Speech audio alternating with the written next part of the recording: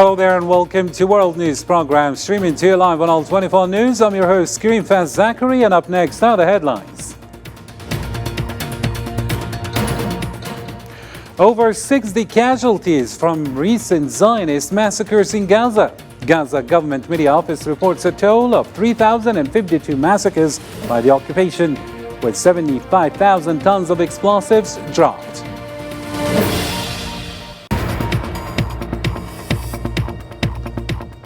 Palestinian president warns of Rafah invasion catastrophe and calls for international recognition of Palestine, while UNRWA warns of thousands of potential deaths in case of an invasion.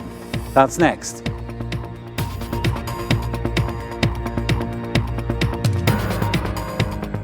Also coming up, Algeria warns at World Economic Forum in Riyadh of escalating tensions amid global divide. Saudi-Algerian talks address Palestinian issue, and solidarity protest held for Gaza journalists during White House Correspondents' Dinner.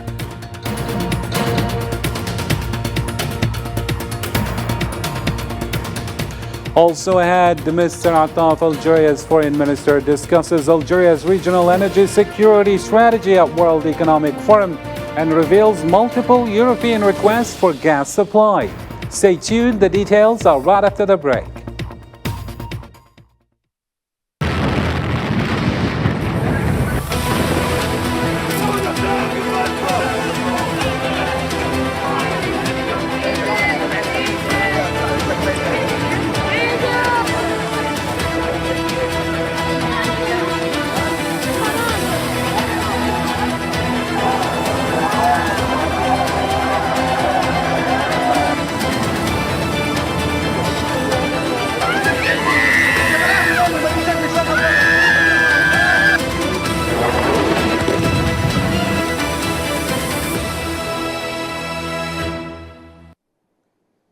Hello again and welcome to the details of our program. First off in our news, in the last 24 hours, 66 Palestinians were killed and 138 injured in new Zionist massacre in Gaza.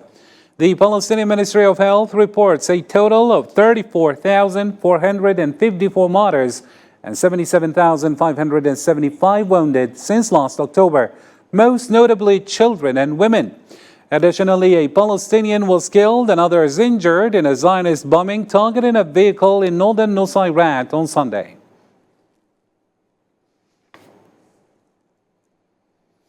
In another development, civil defense and rescue teams retrieved the bodies of 13 martyrs from El Amal neighborhood west of Khan Yunis in southern Gaza. 2 Palestinians were injured as occupation forces bombed near a house in the Brazil neighborhood southeast of Rafah city in southern Gaza. Meanwhile, Gaza's government media office revealed staggering toll with 3,052 massacres, 34,454 martyrs, and tens of thousands injured by Zionist forces since October. Additionally, 454 martyrs' bodies were found in mass graves within Gaza hospitals. Over 1 million have contracted diseases due to displacement, with 10,000 cancer patients at risk. More than 75,000 tons of explosives were dropped during the 205-day-long massacre. Direct losses estimated at $30 billion, with 86,000 housing units destroyed and 294,000 damaged. Also, 32 hospitals and 53 health centers are non-operational, with 160 directly targeted.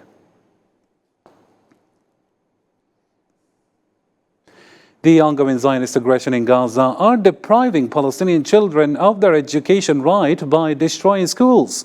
However, some areas untouched by bombings are hosting makeshift classes in displacement tents, ensuring kids continue learning despite the hardships. Here's Zahra Farjani now with the report. As you visit the displaced camps in Deir al-Balah in the Gaza Strip, you are struck by the lively sounds of young children emanating from a tent that has been transformed into an English language classroom. This gives some children the joy of having some right to education denied to hundreds of thousands in the Strip due to brutal Zionist aggression in the area. My name is Noor. I am from Gaza and I love Gaza. I wish to live in peace and freedom. I want to be a doctor. What's the date? Despite these harsh conditions, these Palestinian children are eagerly raising their hands in this makeshift classroom, defying the deprivation of basic rights like education, health, and safety. Despite raids on schools, their spirit remains strong. ليس مجرد فصل دراسة بل هو أكثر. School life used to be a source of happiness, hope and optimism for the children, but all that disappeared because of the war. When I started teaching, I felt that hope, optimism and spirit were returning to children and that life was getting back on track, which is why I decided to create peace and freedom classes. While students show keen interest and focus in class, teacher Dua struggles with integrating them due to lingering psychological trauma from violence and suffering. Despite this, she tirelessly works to instill hope, aiming to restore their confidence and will to persevere in such hardship. And as you followed in the headlines, Palestinian President Mahmoud Abbas issued a stark warning about a potential catastrophe if Zionists invade Rafah in southern Gaza. Speaking at a special World Economic Forum meeting in Riyadh on Sunday, Mr. Abbas urged the U.S. to pressure the Zionist entity to halt the invasion, emphasizing the United States' unique ability to prevent this crime.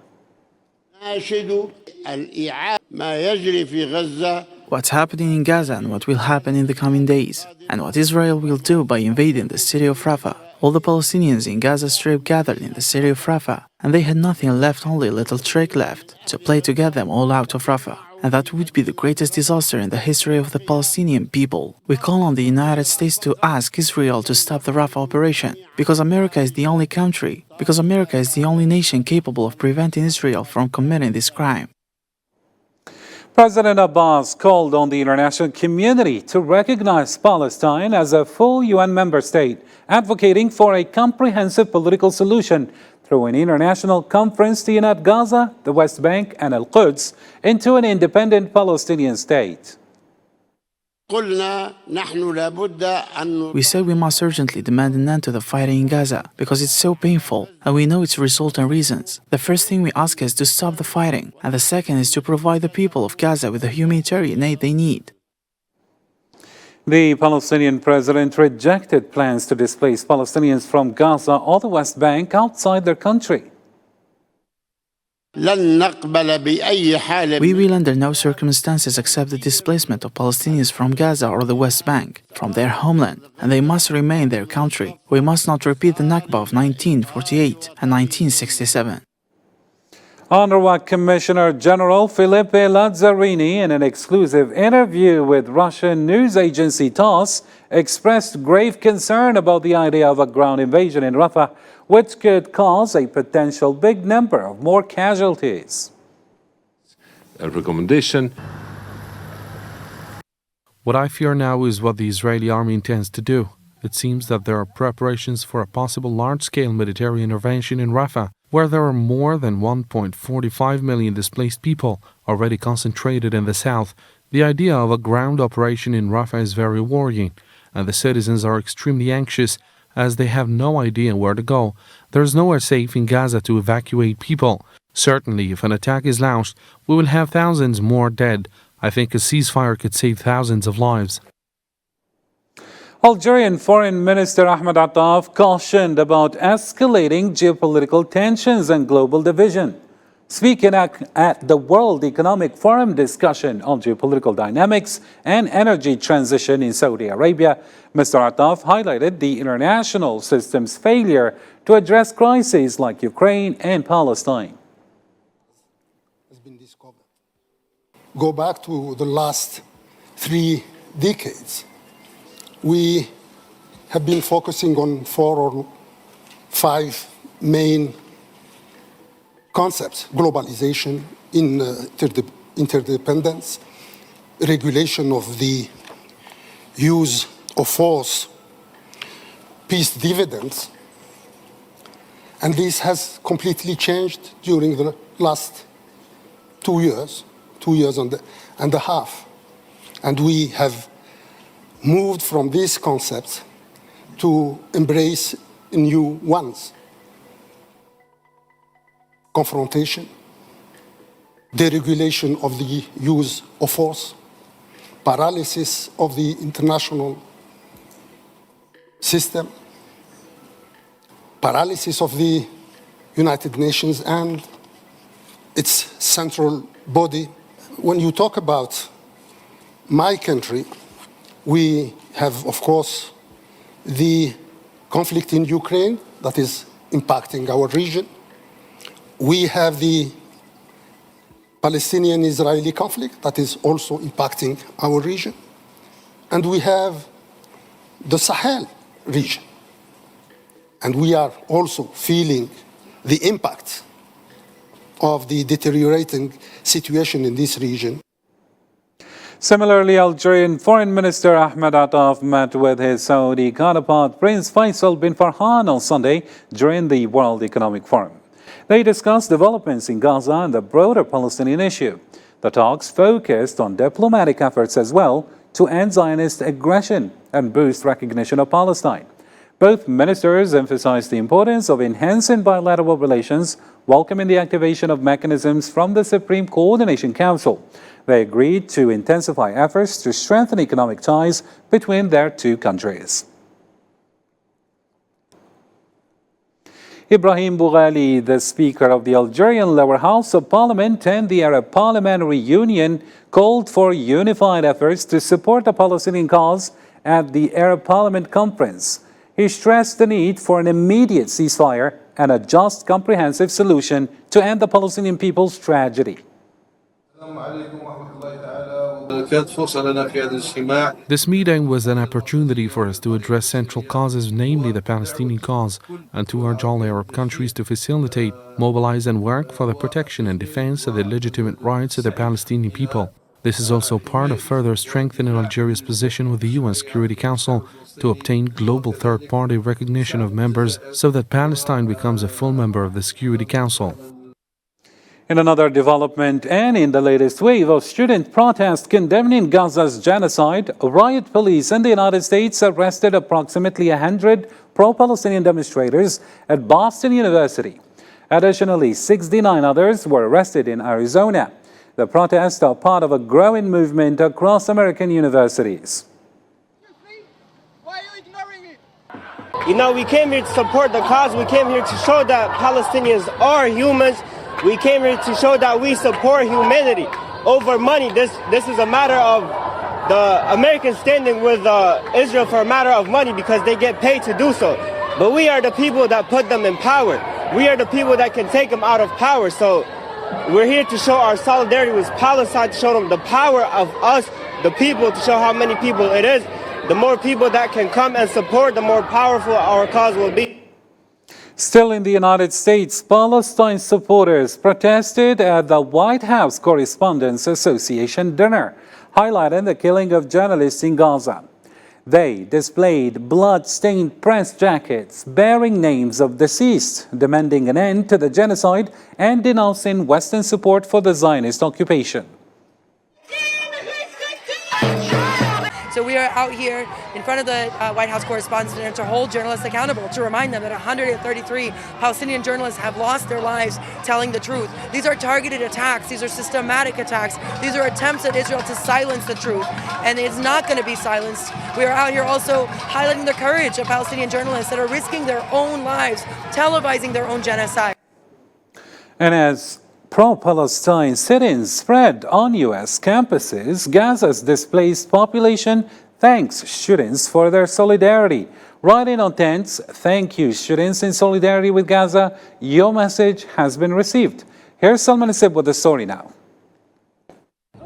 Displaced Palestinians in Gaza, like Abu Yusuf Hamad in Rafah, are grateful to students protesting at U.S. campuses in solidarity with their devastating territory. Hamad painted messages of appreciations on tents, acknowledging the demonstrators' efforts to protest the university's ties with the Zionist entity. Among the messages, thank you, students in solidarity with Gaza, your message has reached, and thank you, students from Colombia, and thank you, American universities. No way to express our gratitude to the students protesting in America other than writing a letter of thanks on our tents. We thank all the students who stood with us and expressed their solidarity as a result of the genocidal war taking place in Gaza. We express our thanks to everyone who stands with us. Pro-Palestinian students' protests in the U.S. have surged since the start of the Zionist genocidal war in Gaza. On April 18th, more than 100 students at Columbia University in New York were arrested for trespassing. Palestinians are grateful for the solidarity encampments in support of Gaza, urge students to continue the demonstrations until the devastating Zionist genocidal war in the Gaza Strip ends. This is a message gratitude addressed to the U.S. students in particular, to the students who support Palestinian people and are calling for an end to the Zionist aggression against the Gaza Strip. We stand in solidarity with them against the oppression they are facing. Following Colombia's lead, solidarity encampments supporting Gaza popped up at universities nationwide, from Arizona State to Yale to the University of Dallas, Texas, resulting in hundreds of students' arrests. Now, their movement has crossed oceans with protests igniting across Europe and Australia.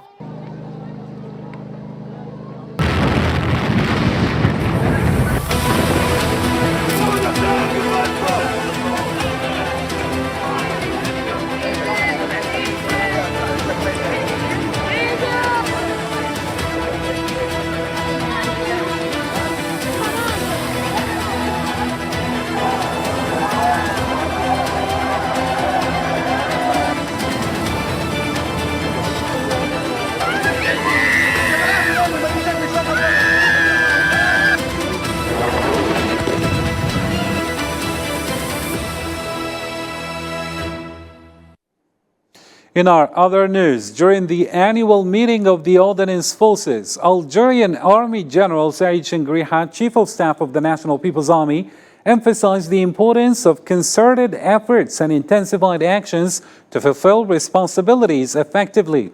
He stressed the need for accuracy and rigor in tasks, highlighting the necessity of conducting a comprehensive review of ongoing activities related to battle strength units.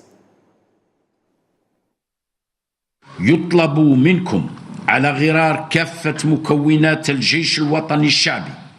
In order to enable our armed forces to carry out their responsibilities in the fullest extent, in the current circumstances and even in all circumstances, we ask you, like all components of the People's National Army, to be extremely vigilant and cautious, and for each one of you to be aware of the tasks assigned to you, and to be extremely careful to implement them with the required accuracy and rigor through effective and optimal exploitation of the human and material capabilities harnessed. Algerian Prime Minister Nadir Al-Arbawi, representing President Abdelmajid Tebboune, has arrived in Kenya for the International Development Association Summit. The summit aims to mobilize resources for Africa's sustainable development goals. Al-Arbawi was welcomed by the Kenyan Minister of Transport and Roads at Nairobi International Airport.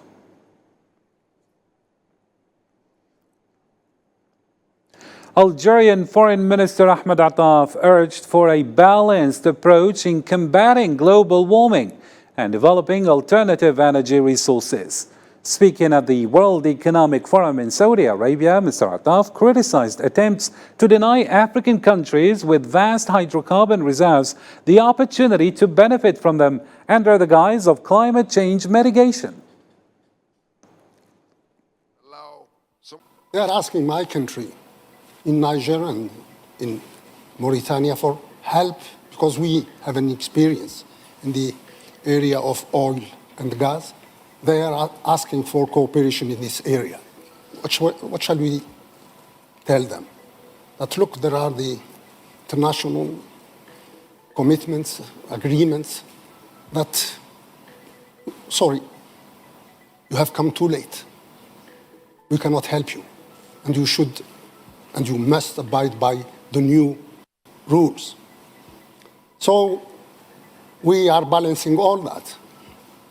And we are trying to reconcile our duties and international responsibilities with the need for fairness, for inclusiveness towards these countries. On the same occasion, Mr. Attaf disclosed that Algeria has received numerous requests from European countries for increased gas supply. We are a Mediterranean country. We are a gas-producing country. We are asked by our partners in Europe more and more to deliver additional quantities of gas all over Europe, from many, many countries. How are we supposed to do that? Increasing our exports in the field of gas. And I'm telling you about not one or two or three countries. There are many European countries asking for additional supplies.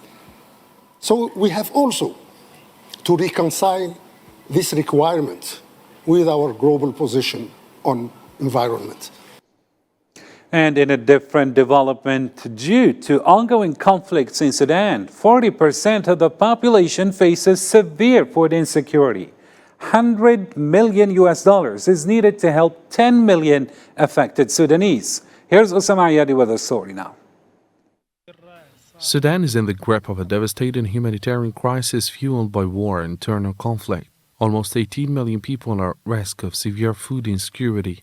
Without swift action, the country could face an unprecedented famine, affecting the entire population. We as FAO helped more than 5 million food insecure Sudanese across 15 states in 2023. This was through provision of different types of improved seeds, both for the summer and the winter season, support to livestock. While the situation is dire, there is still hope. The FAO believes that with additional funding, it can reach the millions affected by the crisis. In terms of funding, to be able to support the more than 10 million people who we are targeting in terms of support in 2024, we as FAO need more than $100 million. Our budget is, the request is for $104 million to do that work. So far, we are funded at less than 10%. The crisis in Sudan stems from the ongoing conflict, leaving displaced people vulnerable to violence and disease in dire living conditions. Temporary shelter. Some charities offered us help and gave us food. But later, the aid stopped. Now, I walk around nearby markets every day trying to get free food. Life is really hard. Several members of my family have fallen ill. To tackle hunger and poverty in Sudan, more than quick fixes are needed. Decision makers have to step up with concrete actions to address this massive humanitarian crisis before peace talks even begin. Let's catch up with more news stories in the news in brief, this time with Sofian Kantouri. Russia announced on Sunday that its forces had taken control of the village of Novobakhmutivka on Eastern Front, located in an area where Russian forces advanced rapidly over the past week in the face of the Ukrainian army. The Russian Defense Ministry said in its daily report that the central group of forces liberated the units of the village of Novobakhmutivka, located northwest of the city of Avdiivka, which was controlled by Moscow last February. The president of the Sahrawi Arab Democratic Republic, Ibrahim Ghali, reiterated his deep appreciation and gratitude for the principled position and solidarity from South Africa. Ghali, in congratulatory message addressed to his South African counterpart, Cyril Ramaphosa, affirmed the strong determination of the Sahrawi Republic to continue to strengthen the excellent relations existing between the two nations. The Secretary General of Organization of Petroleum Exporting Countries, OPEC, Haytham Al-Ghais, stressed the importance of investing in all types of energy, describing the EEA scenario of dispensing with oil as imaginary. The Algerian Union Club withdrew on Sunday evening from facing its host team Nahdat Barkan of Morocco during the second semi-final of the African Confederation Cup competition. The officials of the Algerian Federation preferred not to play the game due to the insistence of Nahdat Barkan team's management to play in a shirt with a map on it, in which the Moroccan occupier forcibly annexed the occupied Saharan territories. And with this, ladies and gentlemen, our news comes to a close. For more, you can always check our media platforms. Thank you for tuning into our channel. Until next time, take care.